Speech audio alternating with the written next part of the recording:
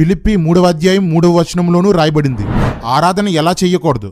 హృదయాన్ని దేవునికి దూరంగా ఉంచి పెదవులతో చెయ్యకూడదు. మనస్ఫూర్తిగా చెయ్యాలి. పూర్ణ హృదయంతో చెయ్యాలి. దీనినే మన ఆత్మతో ఆరాధించడం అంటారు. ఇదే యోహాను సువార్త 4:24 మొదటి భాగం.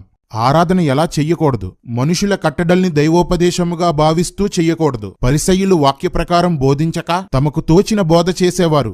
అట్టివారు దేవుణ్ణి మ్రొక్కటం ఆయనకు ఇష్టం లేదు. ఇశ్రాయేలీయులు వాక్యాన్ని ఏమాత్రం పాటించకుండా దేవాలయంలో ఆరాధించేవారు. వాక్యాన్ని పాటించని వారి మ్రొక్కులు దేవుడు స్వీకరించడు. ఒక వ్యక్తి పాపంలోనే తన జీవితాన్ని కొనసాగిస్తూ పాడే పాటలు ఆయన కోరుకునే ఆరాధన కాదు. ఒక వ్యక్తి వాక్య సత్యాన్ని అనుసరిస్తూ దేవుణ్ణి ఆరాధించాలి. ఇదే సత్యముతో ఆరాధించడం. పరిశుద్ధాత్మ వలన ఆరాధించుట.